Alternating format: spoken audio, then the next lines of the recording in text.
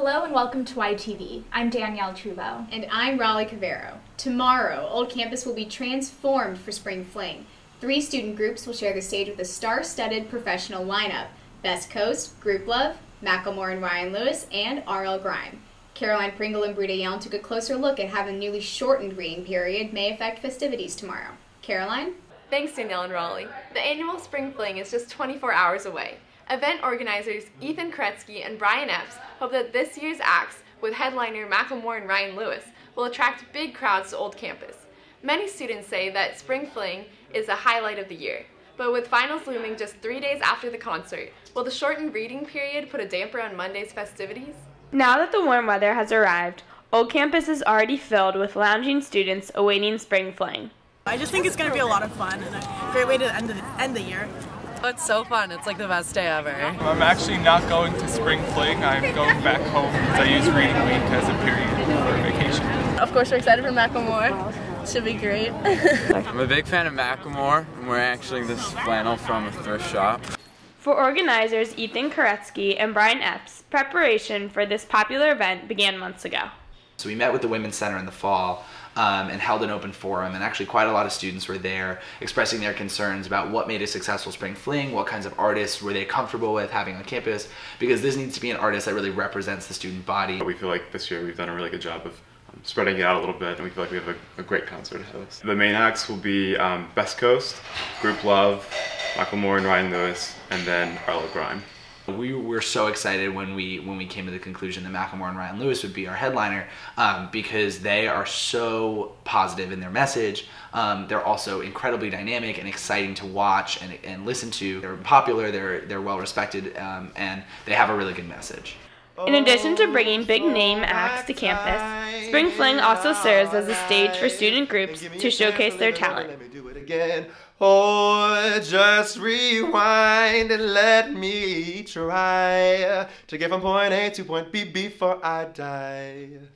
The student bands are just really great this year, so we hope as many people as possible come early and enjoy the entire day. So you're talking about 7 hours worth of music. There's a lot going on there. So we hope students pace themselves, get there early, stay for the whole show. We want people to enjoy every single act, and it's going to be a really fun day. So, well, first we'll have 3 student openers. So we have the Teaspoons and A Streetcar Named Funk and Nero My Panda.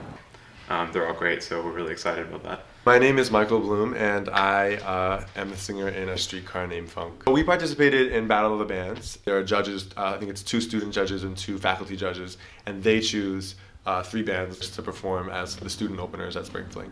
There are 5 of us. Elias sings. I play synthy stuff. Paul plays guitar. Chris Peters, who's not here right now, plays bass, and then Andrew Gould plays drums.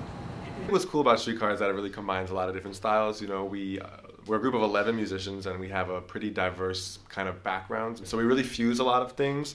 But I would describe our sound as kind of soulful pop. We play indie pop stuff. It's got some singing, got some synthy stuff, some guitars. It's like everyone should come. Yeah, it's gonna be a great time. Yeah. We want to have a variety of music. First off, not every artist is going to appeal to every person on campus. We certainly try to find artists that are accessible that we think everyone will enjoy. In order to attract a larger crowd, the organizers chose a diverse range of music to appeal to a wide variety of tastes. But these efforts may be counteracted by this year's shortened reading week, as students may feel more pressure to study on Monday. The people that are going to stay in are going to stay in anyway, I think, so it doesn't really matter. I think we'll still get a great turnout. I definitely think less people are going to be as dedicated to Spring Fling and wanting to be out all day because, I don't know, the shortened reading period kind of puts a damper on things. I have a paper due next week where my TA said, I know you guys want to go to Spring Fling, so I'll let you guys turn your paper a day or 2 late. I'm not happy about shortened reading period anyway, but I think that Spring Fling is something that so worth it. You have to go to. Yeah. It's a chance for all of Yale to come together and really celebrate spring and celebrate the end of the school year, and so we're pumped about it. Even with a shortened reading period, a full day of sunshine and music is sure to quell student anxiety, at least until thrift shop ends. This has been Caroline Pringle and Brita Yale reporting for YTV. Back to you.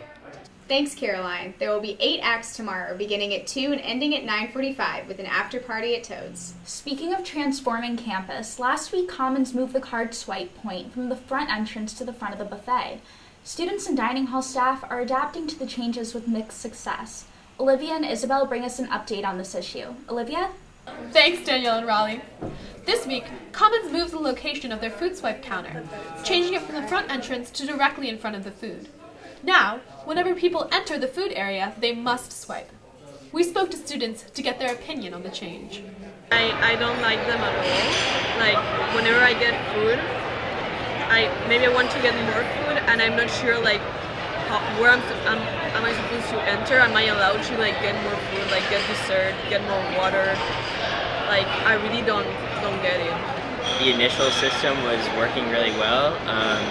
It seems like it's probably will cause a bit more congestion, but at the same time, Yale does need a sort of student union gathering space, and the ability to just hang out in Commons without having to eat or use a meal swipe, I think is a large benefit that shouldn't be ignored. I think they're pretty ludicrous. I think it's just very inconvenient, and nobody really likes it. It's kind of weird, and it was sort of shocking when I first saw it. But I mean, I don't really mind. I'm sure they did it for a reason. They absolutely suck. It makes everything less efficient. The lines get longer. It's more of a pain in the butt to get refills for anything in any way. I really don't like it because, I tend to come right after class when the lines are long because everyone is, classes end at the same time. And this is just making the lines a lot longer. It feels less crowded and less stressful. I kind of like it. The dining hall staff hates them too. I've talked to about 4 different workers here, and they all say, put out the comment cards, get this stuff away. They hate it too, so. At first I thought it would be easier to sneak in this way, but then I realized it was in fact intended to prevent that. So I guess that might illustrate the problem. Clearly, student opinion is divided on this issue, but it seems that the majority is not in favor of the change. Joe, a chef here at Yale Dining, seems to agree. It was kind of conducive to a social gathering. You got to sit down, you can kind of leisurely dine. It wasn't as formal. You came in, you swiped, and you could go and relax and get your book set up and spread all your papers out. It was actually it was a pretty nice, to see the students out there. It was less dining hall-ish and more, hey, I'm hanging out in my living room.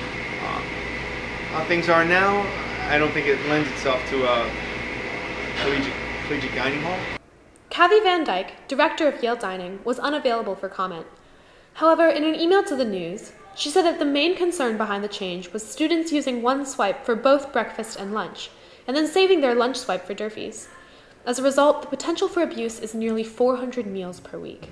But purely from a business point of view, if you look at it as the cost of a meal versus what they're paying, you can't keep giving everything away for free. The more you put in, the more you should take out. But if you don't put enough in, you can't keep taking out, kind of thing. Old saying, you can save 10 cents on buying strawberries from here versus this guy. At the end of the year, that 10 cents adds up. So if you get people that are swiping here and then going to Durfees because it's lunchtime, same kind of principle. Ms. Van Dyke's email also explained that the current changes are in a trial period. So if you have an issue, fill out a comment card and let them know. Commons is certainly still a work in progress. Reporting for YTV, this has been Olivia Pavko-Jacha and Isabel McCullough. Back to you. Thanks, Olivia. Students can make sure their opinions are heard about dining hall issues. Just fill out the feedback cards in campus dining halls. In other campus news, the Yale Health Plan just announced that it will now cover sex reassignment surgeries for students. This expanded coverage was available to faculty and staff in 2011, but now students can get this procedure covered starting August 1st. Yale joins fellow Ivy Leaguers Harvard, Brown, and UPenn in this insurance expansion. The procedure will be authorized on an individual basis. Guidelines will require a mental health assessment, hormonal therapy, and/or living in the desired gender role. Still, Gabriel Murchison from the Resource Alliance for Gender Equity hopes it will bring new equity in student life and healthcare for transgender students. Yale Health also expanded policies for mental health and prescription coverage. For the first time in 20 years, a Republican hopes to represent Ward 1 in New Haven's Council of Aldermen. The Yale College Republicans announced this week that they will support rising senior and Westport native Paul Chandler for the aldermanic election. He is the first official candidate in this fall's race. Chandler, who describes himself as generally pretty moderate, says he will bring a new perspective to debates traditionally dominated by Democrats. The Yale Republicans political director, Ben Mallett, said Chandler will assemble his campaign staff before the end of the school year. Current Ward 1 alderman and Yale graduate Sarah Idelson has not announced whether she is going to run for re-election. 2 days after the first mayoral debate, Connecticut State Senator and Yale School of Architecture grad Tony Harp announced plans to enter New Haven's mayoral race and become the 6th mayoral candidate. As an 11-term incumbent state senator representing portions of New Haven and West Haven, Harp has played a major role in shaping state budget agreements as co-chair of the Appropriations Committee. Harp is also a co-chair of the Mental Health Working Group under Connecticut's bipartisan task force on gun violence prevention and children's safety. Prior to Monday's announcement, Hart previously said she would not run and endorsed candidate Gary Holder Winfield. If she wins, she will be New Haven's first female mayor. Earlier this month, we saw Yale join together like never before to support the men's hockey team. But on April 18th, the athletic community showed just as much spirit for a very different kind of event. Georgiana? Thanks, guys. Over 800 members of the Yale community flooded Commons to have their cheeks swabbed for this year's Mandy Schwartz Marrow Registration Drive. Most of these students will never be contacted, but for the few who are, this 10-minute process could be the first step in a life-changing experience. When John Oppenheimer found out in October that he had been matched as a potential bone marrow donor, he could hardly believe it. I got the call, and I was just shocked, really. The first thing that went through my mind was I have to do this. I have to help someone out, and especially because it's so easy. So it was really a no-brainer for me. John is the football team's starting center and was originally contacted as one of 4 potential matches. A follow-up test determined that John was in fact the best fit, and after being medically cleared for the procedure, John traveled to New York to make his donation in January. It was just an easy blood test. They do blood apheresis now rather than the surgery, taking the marrow out physically. Just hooked up to needles for 5 hours.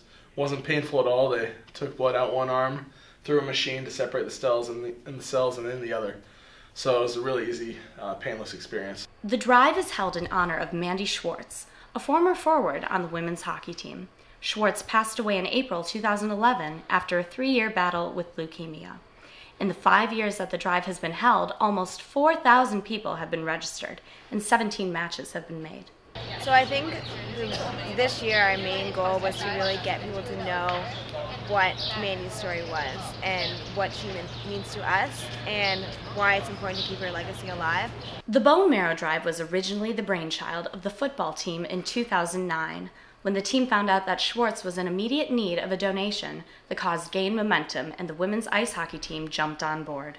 The field hockey team joined in 2011 to strengthen the drive even further. A lot of players, whether it's football players, feel like the players of ice hockey players are doing a fantastic job organizing and really getting behind this. And I know for my own kids, the time and effort they put into this means a lot to them, and they do a fantastic job with making sure that word gets spread. As a member of the football team himself, John volunteered at the event his freshman year and was obligated to register. Freshman year, every one of those players takes at least a 90-minute shift.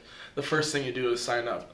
I really didn't think much of it because the odds are so slim, so I didn't think it would really amount to anything. Little did John realize that in 2 years, his registration would put him in position to potentially save a life. What I know about him is he's 41 years old, lives in Europe, he has acute leukemia. Those are really the 3 things I know. But I can get updates on him, how he's doing, how the process is going, and if he possibly would need another transplant. It was the football team's first donor match in its 5 years of participating in the program. We're very, very happy. Here's our first football match. Well, I know they were definitely really proud that finally someone on the team was a perfect match. Me being the first football player really brings it home to the team. Since being selected as a match, John has become an important publicity figure for the drive, in part because of his endless outreach efforts. Many people are hesitant about it, so I was able to talk to them about my experience and just let them know how easy it was. So hopefully people can take away from my experience just knowing that it's really meaningful and not a hard process at all. It was a big feature for our publicity is telling John's story, and he's definitely someone who can testify for how easy of a procedure this is. John's donation is one of several that have contributed to Mandy Schwartz's growing legacy. We all have a purpose here on Earth, and that was probably Mandy's purpose.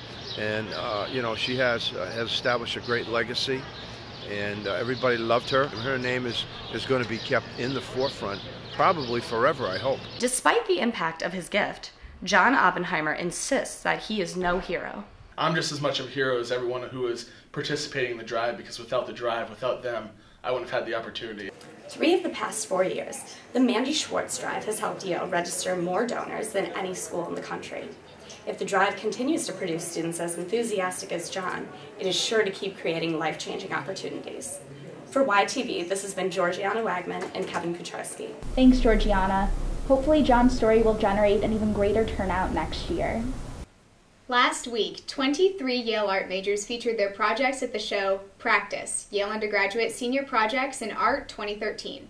Unlike the traditional senior thesis, the art majors' projects featured a variety of media, including painting, photography, illustration, video, animation, sculpture, and typography. The interdisciplinary art projects included embryo-shaped chairs, bookshelves of flesh-like pink objects, instrumental versions of rap songs, and autobiographical children's books and videos. The senior art show closed Tuesday. Minor injuries are commonplace for athletes, but what happens when an injury's remedy isn't so simple? Zena Keita investigated the complications that result from a more serious and almost invisible injury: concussions. Thanks, guys. A few weeks ago, college basketball fans across the nation were shocked when Louisville men's basketball player Kevin Ware gruesomely broke his leg in an NCAA tournament game against Duke. Ware's injury forced him to the sideline as the Cardinals went on to take the title, but he is expected to take the court by next year. Ware's broken bone, just like ACL tears or sprained joints, are physical injuries that most athletes can expect to just bounce back from. But what do you do when you have a concussion?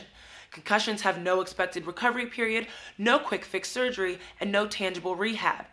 For athletes at Yale, with concussions, this dilemma hits close to home. Meet Brianna Segerson.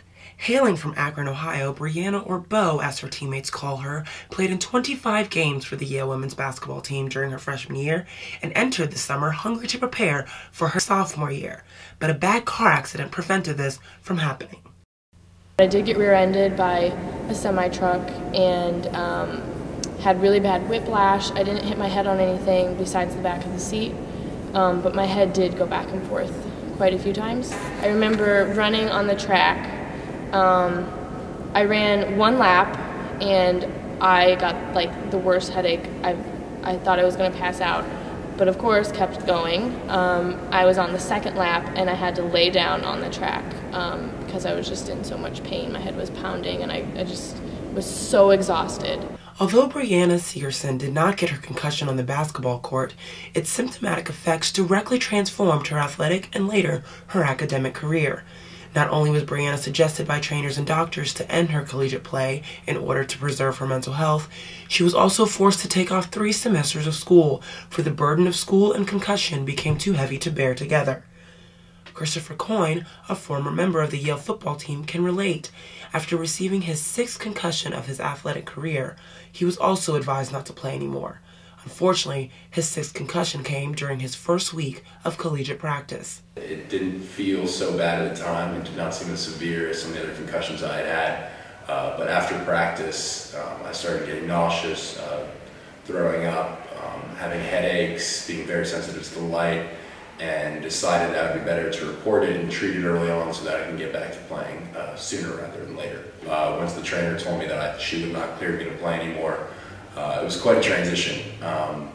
Having had a team to support me all throughout high school and having that been my expectation when I got to college, it was bizarre being thrust into a completely different social climate. So I was starting about a month, 6 weeks after everybody else was, freshman year, trying to make friends and whatnot.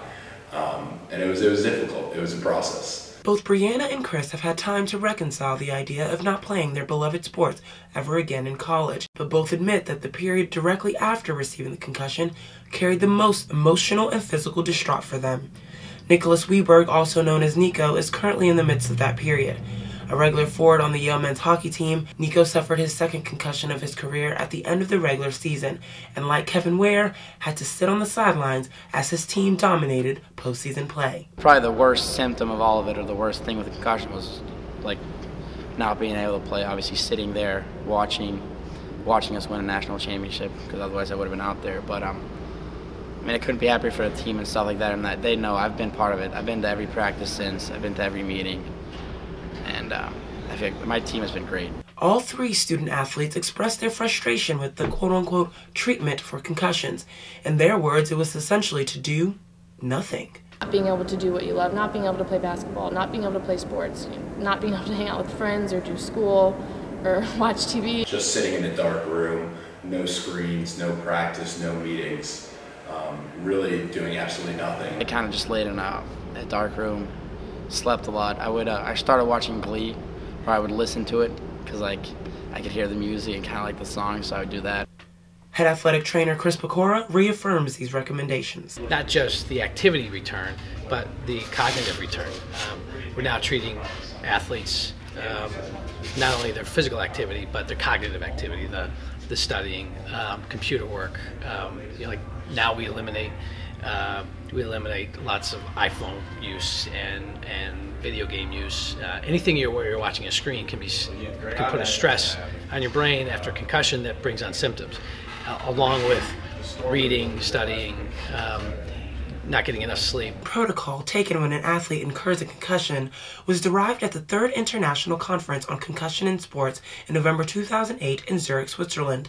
The consensus formed by a panel of physicians, neurologists, and medical officers from around the world defines a sports concussion, details the proper way to evaluate one, and lists the graduated return to play protocol, a protocol that has posed problems for coaches and players alike. It can be frustrating sometimes from a coaching standpoint, because even from a player standpoint, we have players that had concussions, they're ready to come back. They feel like they're ready to come back, they want to come back, but they can't. And we as coaches, of course, want them back because we want them to participate and play and help our team, but they still have to pass these extra tests. So it just seems like there's instances where the players are ready and it's safe for them to come back, but they still have to go through the protocol in order to get back. If you had asked me in high school if you should play through a concussion, I would have said yes. I did it many times in football, and I didn't feel like there would be any long-term impacts on my health. And we never really saw someone firsthand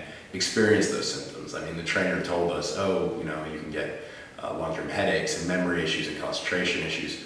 But I saw my teammates play with concussions, and that never happened. I played through them, and that never happened. And it really took a personal experience of me actually experiencing those long-term symptoms before I kind of broke out of that culture of ignorance. I called our trainer, and I called coach, and I called everyone, and I said, listen, I just got in this minor car accident, I'll be back. I feel like I could just practice, or I feel like I could keep training right now, I'm feeling okay. And they're like, no, you need to take 2 weeks off. Whatever. So I took 2 weeks off, really upset that I was going to miss those 2 weeks of training, which is just silly to think about now after 3 years. Regardless of the differing opinions on the consensus protocol, everyone is in agreement with one thing. Yale was extremely supportive.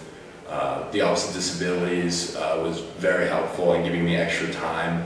They're great. My Dean GM in Berkeley, she's amazing. She's literally the best with this stuff. She makes sure that whatever I do, it's what I want to do. Thank God I had an amazing team and an amazing coach that was so supportive of me.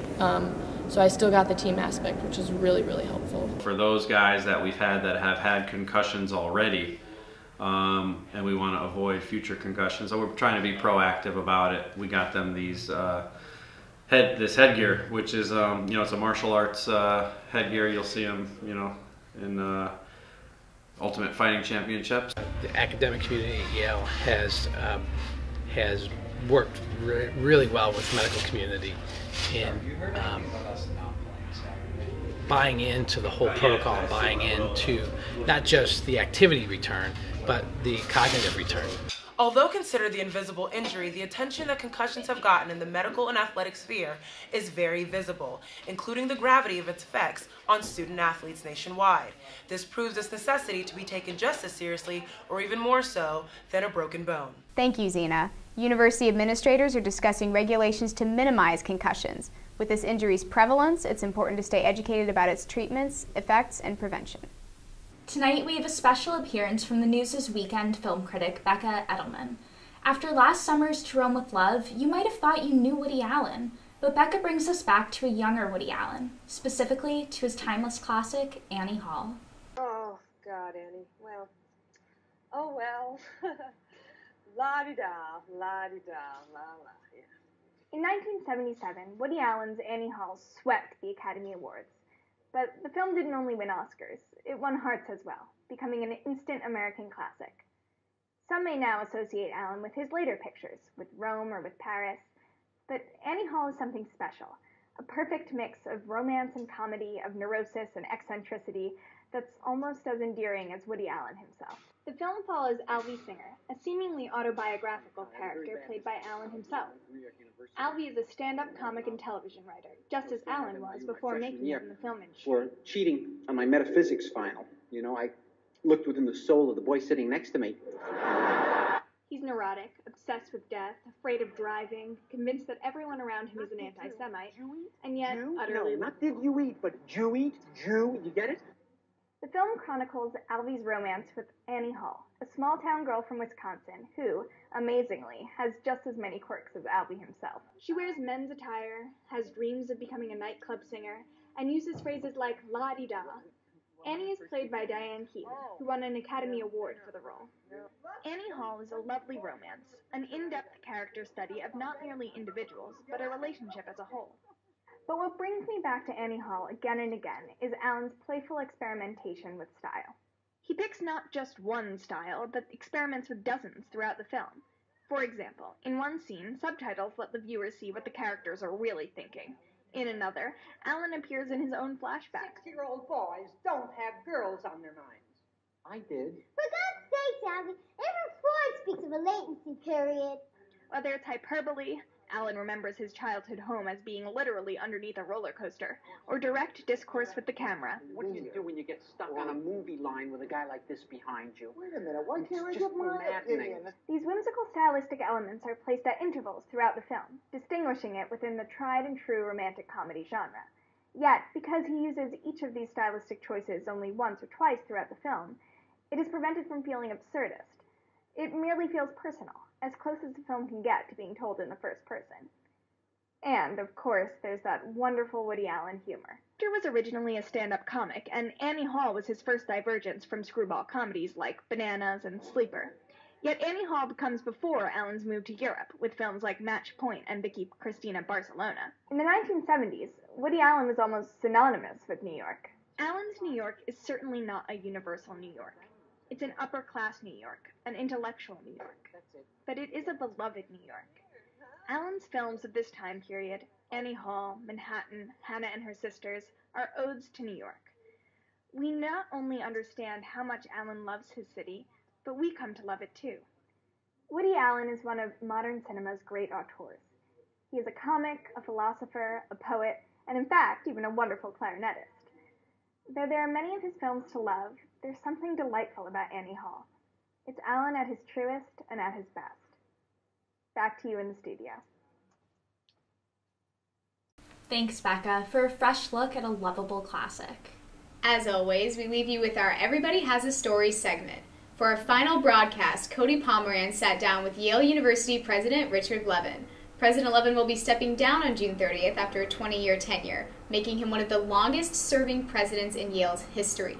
Here are a few highlights from the interview. President Levin, thank you so much for joining us. Glad to be here. So, 20 years. What is going to be going through your mind on June 30th? Good question. I'm going to be, on June 30th, I'll be in the Alps hiking, so I'm very pleased to be clearing my head. It'll be, sort of erase all the memories and get on with the next stage. High altitude level. Exactly, right. Now, when you were selected, you had been the dean of the graduate school for less than a year before you were selected by the Yale Corporation. Clearly, you weren't the most experienced candidate in terms of number of years. What do you think they saw in you?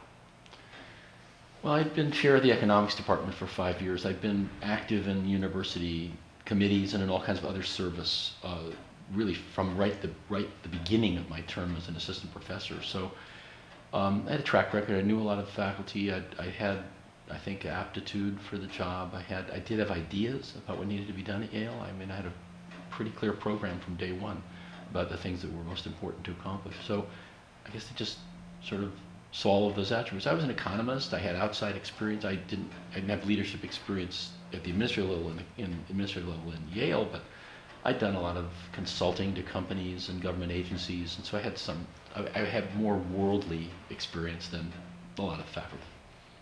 Now, there was, earlier this year, there was quite a bit of backlash over the Presidential Search Committee, because there were no students on the committee, and the same kind of dynamic happened with the grading committee. Once again, no students, and a lot of students felt that their voice wasn't heard. What is the role of students in university government? And are these kinds of processes with alcohol policy, grading, presidential search, have they sent a message to the Yale community that the Yale administration doesn't value student opinion? You know, if so, it's unfortunate. I think I would really divide those two cases. I actually agreed with the Yale Corporation that, and I think students don't really understand this, that for selecting a leader for the institution as a whole really takes people with a broad, deep knowledge of the history and fundamentals of the institution. And so the fact that it's trustees who are fiduciaries and a few long-serving, outstanding faculty members seems to be the right composition for the search committee for the president. And that was what it was when I was chosen, and I think it worked out fine. Frankly, the grading committee was the Yale College matter. I wasn't aware there were no students on the committee. I was actually surprised to learn that because, and I think everyone in the end realizes that was a mistake because students are on some of the key committees in Yale College, of course, the study and teaching and learning committees. We have student representation in the normal course of business. So in creating this ad hoc committee on grading, I just think it was an oversight probably that students weren't there. It obviously makes sense to have students involved. So. Now let's switch to Yale NUS, which is supposed to start this year in a curricular report which just released. Yep. I want to read a quote from your inaugural address in 1993. Quote, "As scholars and teachers, we live by values intended to permit the full flowering of the human spirit," end quote. Are the political free speech restrictions in Singapore and consequently running a university there at odds with the Yale's values if they don't promote the full flowering of the human spirit? I think we're going to demonstrate in Singapore what it means to permit the full flowering of the human spirit. I mean, we have, marching in a protest line is not the only way for the human spirit to flower, and I think the intellectual ambition of this new college, the curricular ambition, the kind of pedagogy that's going to be undertaken is going to be extraordinarily valuable for the students there, and it's going to become a model for Asia, and frankly I hope that we'll learn some things there that come back and benefit Yale College in New Haven. So I actually believe this is an experiment that's going to prove to be extremely successful over time, and it will. If we look back in 20 or 50 years, we're going to say this is one of the most important things that Yale has done in recent years. Now, you were considered as a possible choice to head President Obama's National Economic Council 2 years ago, and your name came up again as a possible choice for the Secretary of Treasury position, which was eventually given to Jack Lew. If you're offered a government post in the future, will you take it? I might. I might. 2023, will a Yale student be able to receive a bachelor's degree from online classes? Possibly. Certainly some professional degrees. I think that's more likely to happen sooner, that the nursing school, public health school, maybe the forestry school will start to offer online master's degrees. I think that's not so far away, and that would be a natural extension of those three schools' missions, which are global, and that could be really interesting. Bachelor's degree, if we did, I would hope it would be distinguishable from a Yale College degree, because without the component of the living and learning together and the residential education and all the deep involvement of students in extracurriculars, I mean, what makes for a Yale education is a lot more than what happens in the classroom. You all know that. And that is the hard part to replicate even if the technology can replicate the classroom experience pretty well now, it can't replicate the whole. Well, I want to end with some fun questions. Just a rapid fire round of 9 questions. So, Right. Brief answers. I'm just going to go boom, boom, boom. First, best pizza in New Haven. Pebby's. Okay. Second, strongest relationship you've had with another college president. Gerhard Casper at Stanford. Cabinet post or elected office? If you had a choice. Cabinet post. Okay. Toads or box? Neither one. I'm too old for that. Best residential college? Oh, are you kidding? I wouldn't answer that question. We'll go with Branford. Most beautiful building on campus? Oh, I think the Sterling Library, to me, is still the peak. Ugliest building on campus? There's a number of contenders. Probably a building for which we are responsible in my time, the Chemical Safety Building on Science Hill. Have you ever had a Wenzel? No. No? Okay. We'll get you one. Maybe I've had one and don't know it.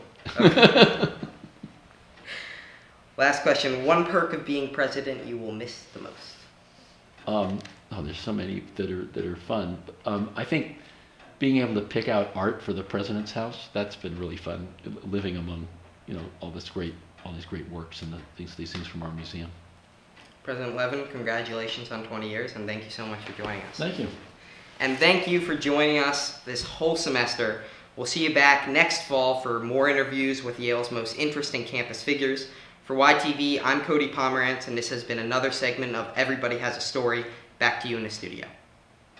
To watch the full interview, go to YaleDailyNews.com/YTV under the features page. That's it for tonight. Thank you for joining us for the last 5 weeks. It's been a pleasure to bring you Yale's biggest news every Sunday evening. We look forward to another great year of YTV. Stay tuned in August for the first episode of the new year. Thanks for watching. It's your Yale, your week, your news, and we are YTV. Have a great summer.